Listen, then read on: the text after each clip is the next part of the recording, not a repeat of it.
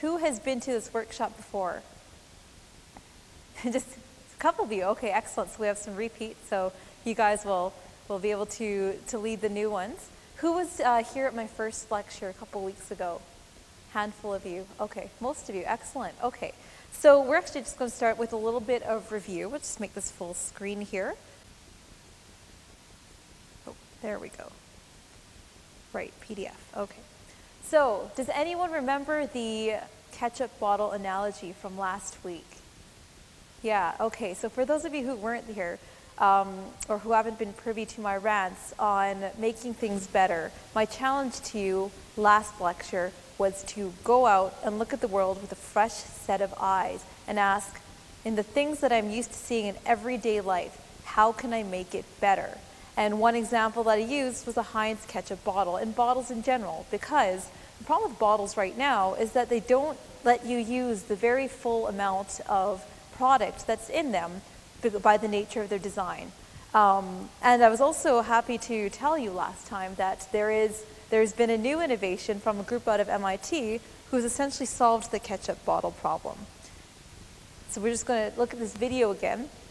And essentially what they've done is they've engineered a brand new material. Skipping past the ads. So this is here, you have a conventional ketchup bottle trying to shake out the product, and as you can see, a significant amount of of the product is left back in the bottle. So what this group out of MIT did, they said was, well, that's kind of useless. You're letting all this amount go to waste, and if you add that up over the amount of bottles used in a year, significant amount is left. So they engineered a new material that has less cohesion, and nearly all of the ketchup is escaping the bottle. And basically, this came out of someone asking, well, why do things have to be the way they are, and how can we make it better? And the reason I'm revisiting this concept is because I want you, all of you, this class, to work together to come up with new solutions to things you think should exist, things that could be made better, things that are outside the scope of normal thinking. Okay, so let's go back to our presentation here.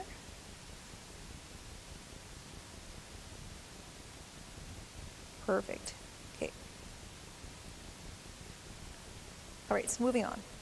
So this is going to be very hands-off for me. My job's pretty easy today, and it's all going to be on you. So the first thing we're going to get to do is we're going to get to know each other over the next 10 minutes or so. You're going to introduce yourselves to each other, say what your background is. We're going to have a little bit of an icebreaker. We're going to distribute some of the markers and the Post-it notes in a second. And then the second part of this workshop, we're going to spend a bit more time talking about brainstorming, idea generation. What are the rules for brainstorming? How do you get yourself thinking outside the box? How do you start thinking with a new set of eyes? And then the last part of this presentation, we're actually going to work together in groups to come up with novel solutions, things that we think should exist, and you're actually going to make a business out of it. Then you're going to present to the rest of the group here, and then we're just going to have a brief discussion at the end. Okay? So, in summary, what I want you to get out of this workshop, it's not going to be comprehensive. You're not going to have the next Google or Facebook ready to launch. But, okay, Ross looks offended, sorry. That's my disclaimer now. But by the end of this, I want you to have an approach to brainstorming, to thinking differently, and to turning ideas into reality, taking that first step for those of you who maybe want to go off the beaten path and start your own venture, your own business, your own invention. Have an idea of what it takes to go from idea to execution. Okay? So that's it from me for now. I'm going to turn it over to you now and ask, what do you want out of this workshop? Okay, anyone? Anyone have any other expectations, ideas, anything? Anyone want to make it to the end of it, survive? Set the expectations low? Okay. All right. So now here's where it gets really interactive. If you're not close to each other already, I would ask you just to reseat yourselves. So what we're going to do is we're going to distribute some markers. We're going to redistribute some Post-it notes. And I want you to write up to 3 things on this Post-it note under the heading, talk to me about. Okay? Could be anything. It could be your job. It could be your secret wish, something, a superpower you wish you had. The idea is to break the ice and get to know each other. So we're going to switch a couple times. So you're going to spend 3 minutes meeting another partner, talking about yourself. After 3 minutes, you're going to switch. They're going to talk to you about one of their 3 things or something you ask about. And then we're going to switch again, find a new person, and we're going to do this for a total of 12 minutes. So don't worry, I'll direct you. Your job is just to meet each other, become comfortable with each other, okay? So we're going to go without further ado.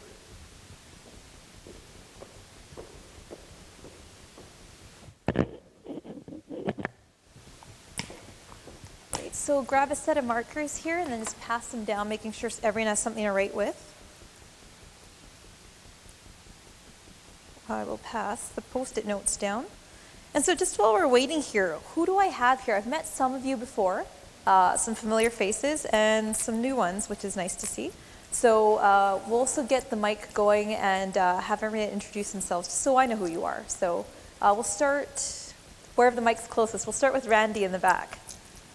I came to watch you, Shawna. I don't know what I'm doing here. I just came to watch you lecture and now I'm participating. Oh no, this is not a typical lecture, Randy. I'm sorry to say. What do you want me to say? Tell us about yourself, Randy.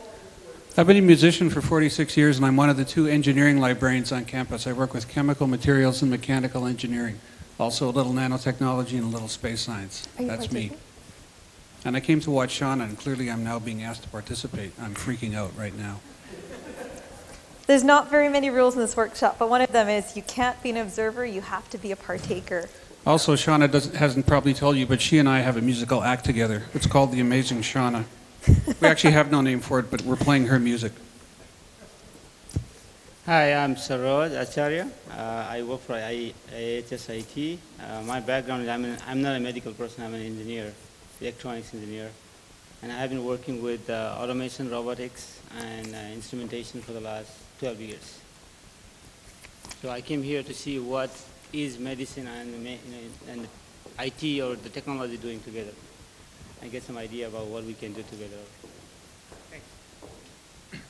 Nolan, I'm a business student right now, so I think my only qualifications for this class are watching Discovery Channel on a regular basis. Yeah.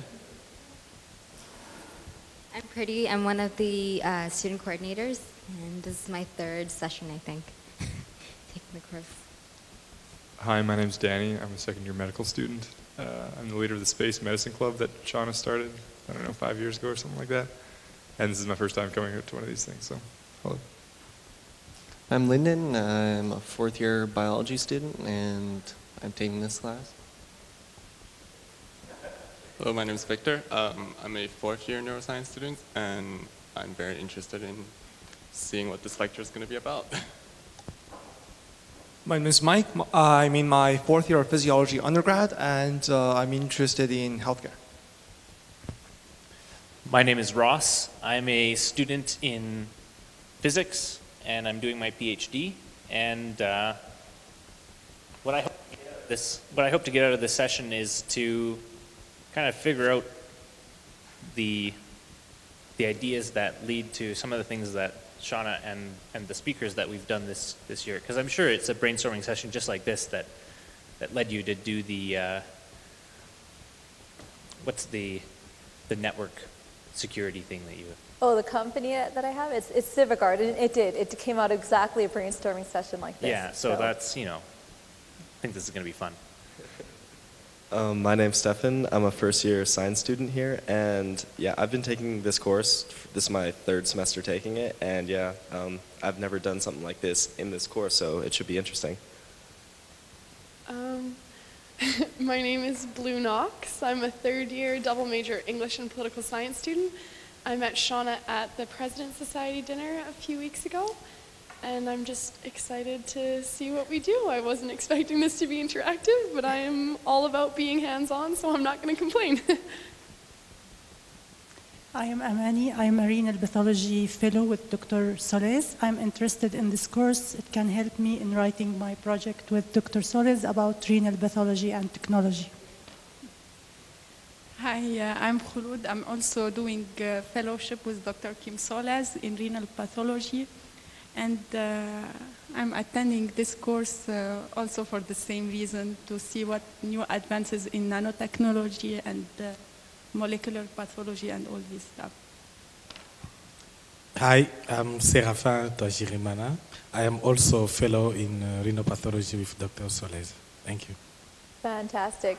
And so I figure I should introduce myself, since you've heard about my space and my musical backgrounds already. So this is my third time lecturing in this course. I'm a first-year neurosurgery resident here at the U. Previously, I've started a company called Civigard in response to a challenge to positively impact 1 billion people in 10 years using technology.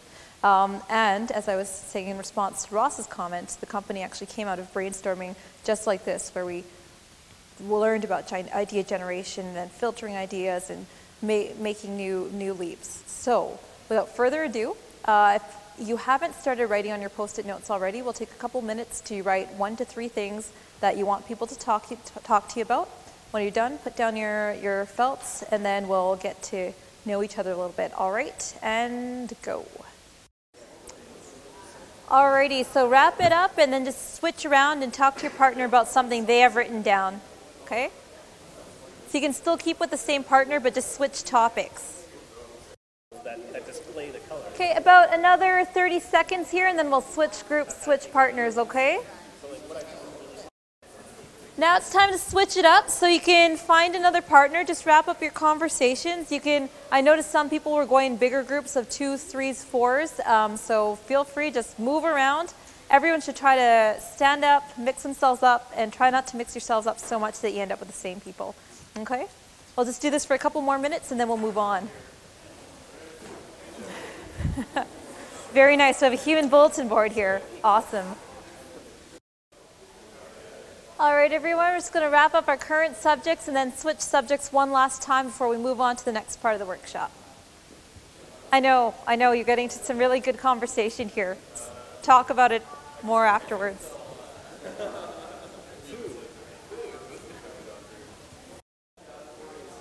So we're going to draw this portion of the workshop to a close. Okay. Don't worry about rearranging yourselves, because we're going to rearrange again in a couple of minutes. So I'll just wait for everyone to wrap up. Okay. So before we move on, how was that?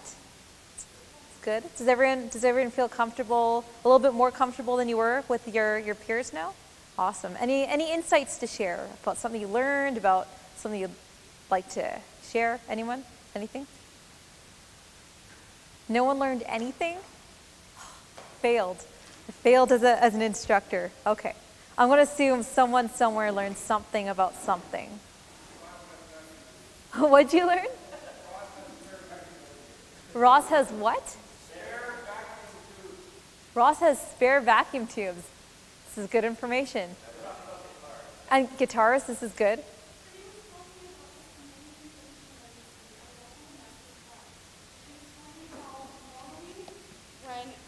Oh goodness, this just made it scary. Okay, she was telling me how normally when you recognize that two proteins, what was it? When they, when they're interacting, if they connect normally, normally they're two different colors, and if they come together, they make one color. But sometimes them coming together, they could be like this far apart, she said. And she said that this week hold on, I've got this. I swear I've got this. In my head, this makes sense. Sort of like light waves, when they're interacting now, you can tell whether they're really close or far apart. It was really interesting. Anyway, yeah.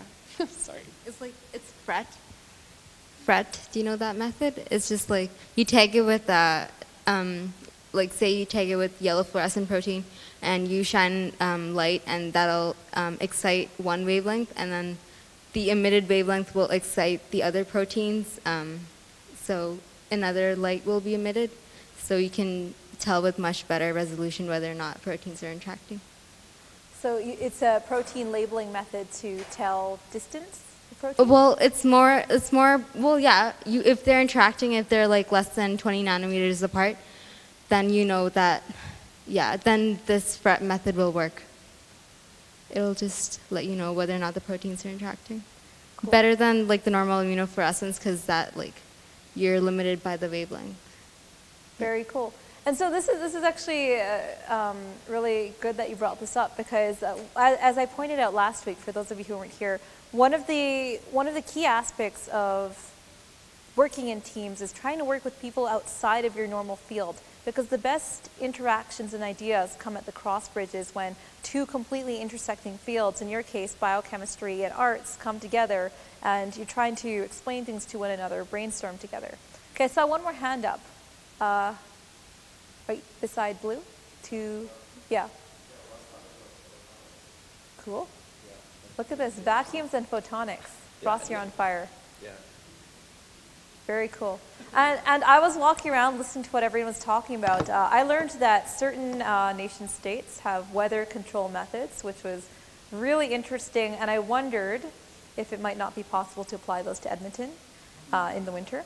But moving on, okay, so just to make sure we have time for everything else, we're going to move into the next part now. So I see there's about 14 of us. We're going to do 2 groups of 5, 1 group of 4. Even just as you're sitting is fine. So what I want you to spend the next 15 or so minutes doing is I'm going to distribute the poster board, and you're going to use the felts and the post-its that you have already. And you're going to take one of these topics, so things you think that really should exist but don't yet, or a list of pet peeves, or the greatest challenges in the world, whether it's weather control or ending poverty, really interesting trends or technologies, and ways to positively impact 1, 10, 100, 10,000, 1 million, 1 billion people. Pick one of those topics, stick to one, otherwise it'll get really, really big. And then from there, we're just going to work on brainstorming. So this entire next section of the workshop is dedicated to brainstorming.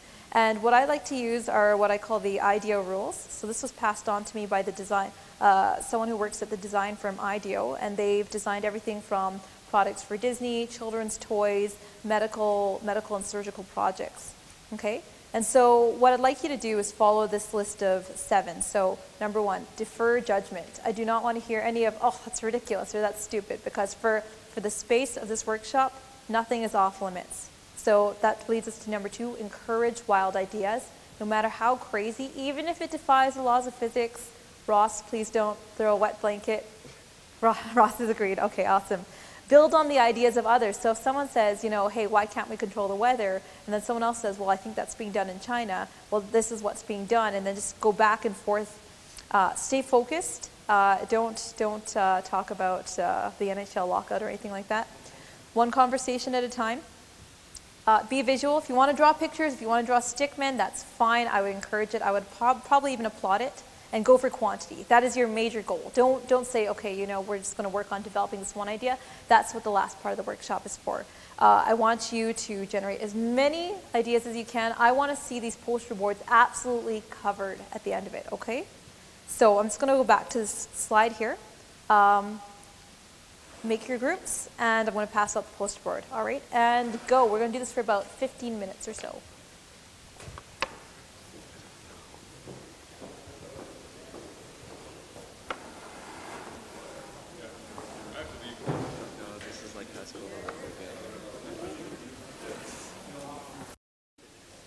Alrighty, and we're going to wrap up this segment. Okay, so we're not going to spend too much time talking about these ideas because you're actually going to keep working on them in a new light. But briefly, does anyone have anything to add? What did you guys talk about? Trends and technologies? Awesome. And then you guys talked about pet peeves, I think? And then you guys did something interesting. You talked about a specific trend in technology and then generated ideas within that. It was the Internet of Things? Is that? Yeah, we were tackling number 1 on the last slide, the things that really should exist. Awesome. Okay, so here's where the fun begins. Okay. Take your wildest, craziest idea from what you talked about, whether it's a technology you think should exist, whether it's a pet peeve that needs solving, and we're going to design a business all around it. So make product around it, and then we're going to come up with a business plan in the, 30 or so minutes we have left, okay? This is what you're going to do.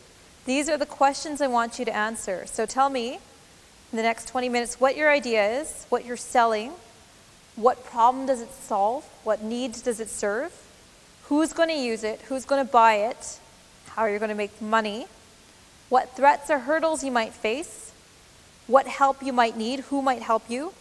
Do you have a name? Do you have a logo? That's less important, but still important nonetheless. And what is the first step you need to take today to turn this idea into reality? Okay, this is a lot, but to make things simple, we're going to play Mad Libs, okay? At the end of this, you're going to come up with your groups, you're going to present this, and if it's easier, you can just fill in this template. So at company blank, we've created product name and description blank, because of problem blank, designed for user blank. It will apply to buyer because of value add. We will anticipate hurdles and overcome them by mitigation strategy. Some of our strengths include name assets, networks, anything at your disposal. We'll make money by, give me a business model, whether it's by advertising, whether it's selling direct to the user. And the first step we need to take today to achieve this goal is Action X. Okie doke. So go to it. At about 3:08, we're going to have you guys come up here and presenting. You'll have about 4 minutes per group, 3.5 to 4 minutes per group. Okay? Go to it, no pressure. Okay, all right, you guys, that's time. So just wrap things up. So now's the fun part, presentations. It's your turn. So I want all of you to come up, appoint a designated speaker. Okay? And we'll go by whoever comes closest to the number I'm thinking of. It's a number between 1 and 15.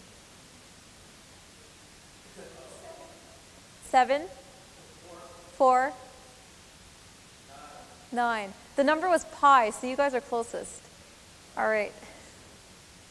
So come on up. I'll turn it over to you guys. You have the mic, right? So we'll do about 3 minutes and entertain questions from the audience afterwards. Where do you want us to stand? Stand in the middle. They'll tell you if they need you to move over. Perfect. Lots of Post-it notes. I love it. Okay, so in the interest of time, let's fly through this. We discussed the Internet of Things. We discussed the utility of connected devices like your phones, and we discussed manufacturing those, but the idea that we really boiled down to, let's go back to the other slide, and then I can kind of read off on the script. So anyways, our company name is Phlegm, okay? And at Phlegm, we have created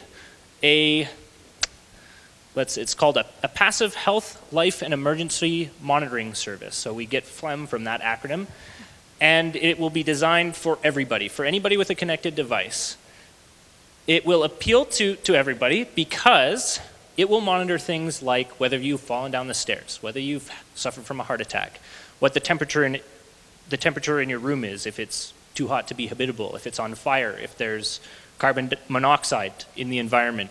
It's taking the tools that we currently have and integrating the data into a product that monitors your health and safety.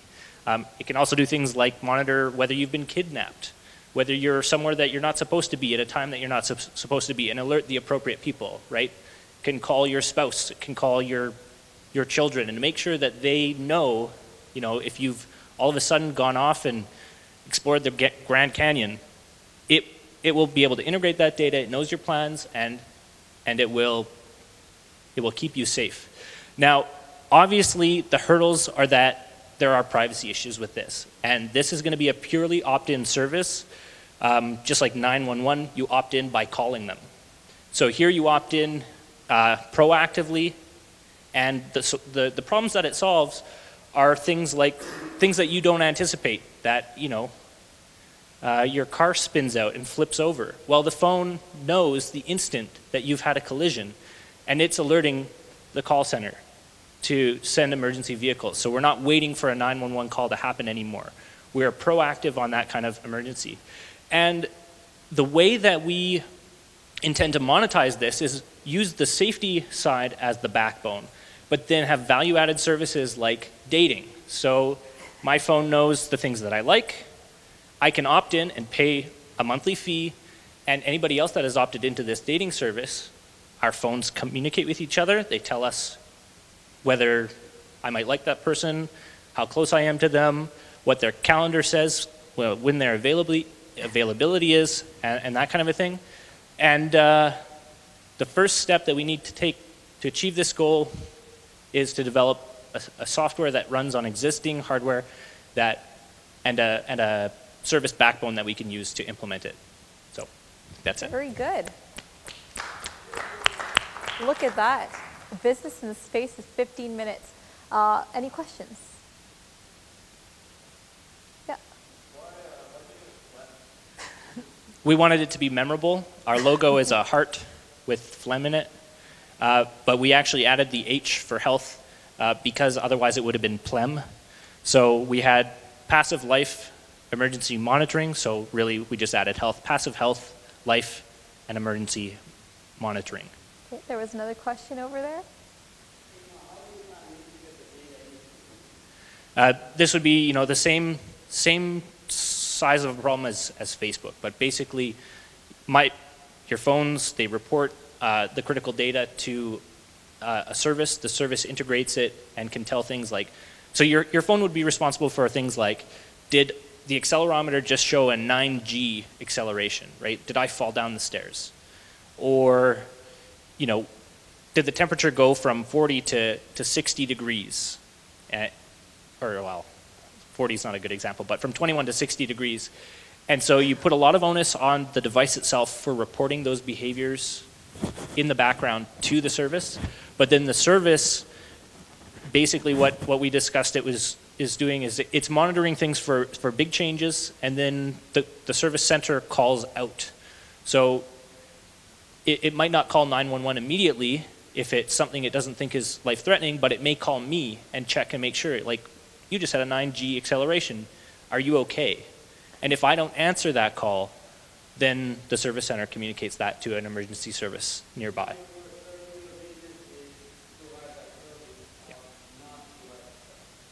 No. So this would be running on existing hardware. Okay, so we're going to move on in the interest of time. Just as they're switching up, I'd ask their engineers who are planning this to think about roller coasters, just so 911 isn't called at Disneyland. And we'll get Blues Group to go next. And also work on the name. Memorable for the wrong reasons. Very good, you guys. That was great.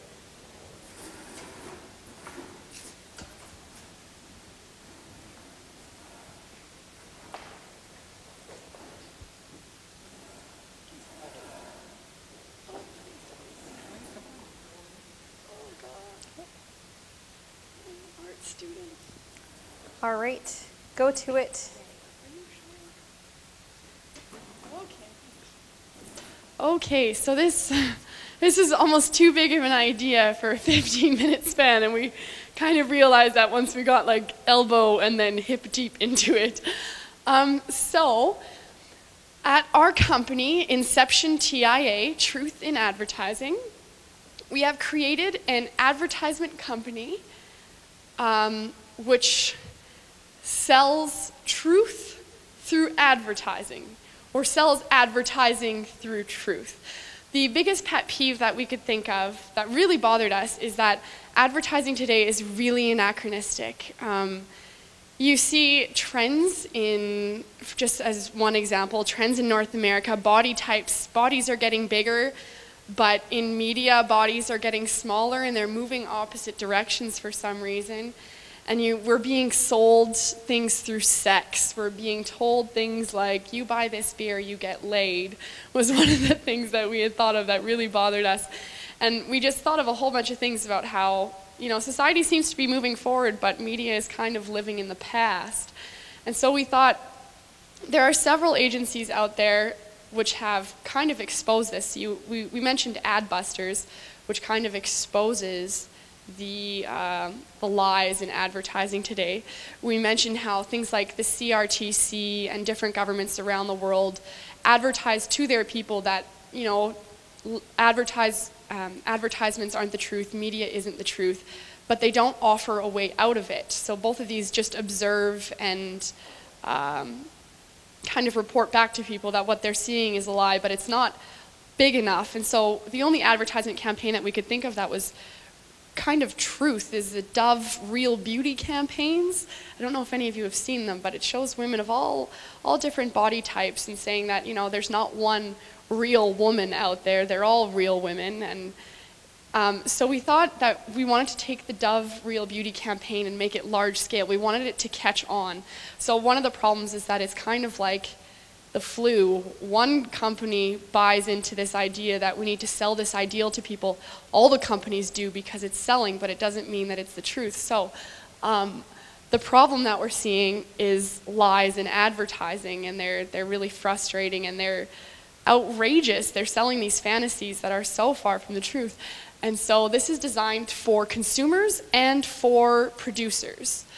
It will appeal to, well, we're hoping to appeal to producers by having it catch on. The first thing that we want to do is we want to start with something contagious, like make a parody of an ad. For example, Chanel No. 5, they like to use Scarlett Johansson as their #1 model, but Scarlett Johansson is no one that any of us know, I don't think. But I know people who wear Chanel No. 5, and one of them is my mother, right? So we could show half the ad being true, half the ad being fake, but we want it to catch on through the internet. And then if the consumers go this direction, we're hoping the producers follow. We realize that one of the risks with this is that we're hoping the consumers will follow, but one of the things that we realize is that, advertisement agencies and producers haven't really caught on to how to use the internet, even though all of their target audience has. So we wanted to do a top-down approach to make this catch on with things like first-tier internet sources such as Reddit, and move on, have that catch on Reddit, then move into things like the Chive, then onto Facebook, and then this draws in companies who want their advertisements to be watched the way that we want them to be watched. We anticipate hurdles such as huge ad giants that are out there today, and risk of failure and lawsuits, even in our name, Inception, TIA, the name itself. Yeah, some of our strengths will include taking advantage of the internet and properly harnessing social media, and we're hoping it will result in a mass change in how media conveys the ideal to society. But yeah. Very good. In the interest of time, we're just going to get the last group to go up. But I like it. It's kind of like I envision how companies now, you guys can switch up, companies now have started using, organic or green, which may or may not be true, but it's a proposition for the user who wants to know they're buying ethically. So, maybe having that stamp of proven, tried, and tested and true might be a value add for the consumer. Good job, you guys. All right, last but not least, everyone can go up, that's fine. All right, go ahead. All right, so we decided to go in the industry of sea farming. It's not an industry yet, but it will be. Our company name is Snacks. It's just an acronym of all our names that worked out perfectly, though, because it's talking about food. So basically what we're going to be selling is a seed that you can just put into the ocean, and it grows on the surface of the ocean. So you can grow like some floating potatoes or carrots or what have you, right? So yeah, and that basically solves the problem of world hunger and the smaller and smaller area we have to grow food in on land. It's going to appeal to a lot of people, mostly like farmers, especially in third world countries where they don't have the land fertile land to farm on and that sort of thing, but they have abundance of seawater around them. And some hurdles that we're going to see are probably government regulations. A lot of people are going to be up in arms about what it might do to marine biology and ecosystems and that sort of thing. But the way we're going to get around that is through really extensive R&D to make sure it doesn't have a negative effect, or at least do some kind of cycling and that sort of thing, and the lobbying. And yeah, we're going to basically just be making money by selling the seed to farmers, selling it to governments, that sort of thing. And yeah, the first step to take today is doing a lot of research. Fantastic. Very good. So we're going to, if we have a couple more minutes at the end, we're going to take some questions. But I just want to wrap it all up. So you guys did an excellent job. You played ball. You collaborated with each other. You got to know each other. I'd be curious to hear your comments in a couple minutes as to how you feel, if you feel more comfortable, if you have an idea, knowing how to take that first step. But let's bring this full circle now. So at the beginning of the class, I talked to you about bottles and my beef with bottles and how they don't live up to their potential. And I also asked, how can we look at mundane things and make them better? And that, if you remember, for those of you who attended my class last time, I asked you to take a pad of paper, go about your day as normal, and write down every inefficiency you saw and ask, what can be made better, from chairs to bottles to light switches to ergonomic design to roads, anything, okay? So let's go back to the bottle, okay? Why think differently? This was a fun exercise, I imagine. Did everyone have some degree of fun? Okay, great. Awesome. So there's nods in the audience. Okay. But why does it matter? Why do we want to, change our thinking? And I think this video, it blew my mind the first time I saw it. It's an example of thinking differently and using the bottle in a whole new way. Okay, it's just going to take a few minutes to watch this.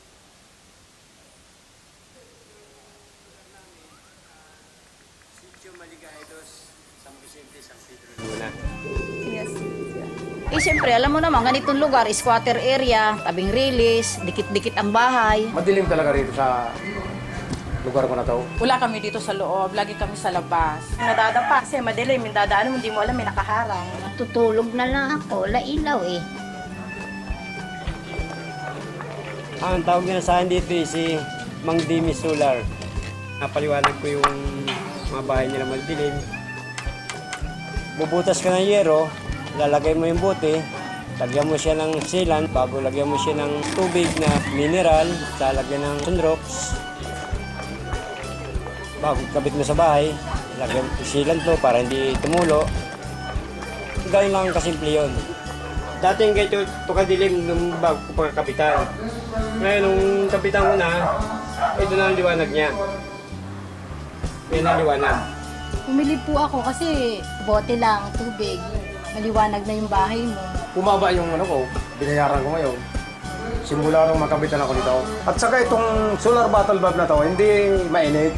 Dahil sa bote na yan, sa solar na bote na yan, gumanda ang araw namin. Ang nalagyan na namin ito ay bali 643.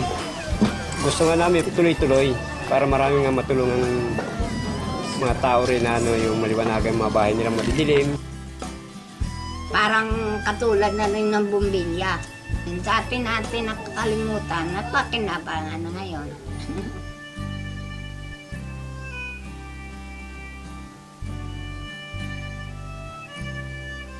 Okay, so I'm going to stop that there. So this is why we think big. Someone looked at a bottle and said, what else can I do with this? They took a bottle, pop bottle, whether it's a Coke bottle, 7-Up bottle, Pepsi bottle, filled it with water, added a little bit of bleach, put a hole in these slum roofs, these tin roofs, and in places where people can't afford electricity, whether it's either, have light or starve, they gave them light. They gave them the equivalent of a light bulb. This is in the Philippines, and this is something that I first came across last year. But it all came by someone asking, what if? How can I do this differently? And now to all these impoverished people who otherwise would not have electricity, with the help of a single pop bottle, he's bringing these people light. So this is why we think differently. This is why we say, what can be done better? How do I make it better? What first step do I do today? That's why I want to get you guys thinking about this. You guys played ball. You did excellently. So thank you so much. I'm going to stick around for a few minutes if you want to come ask questions, and I'll be here for a little bit tonight. So thanks, you guys. Have a good evening.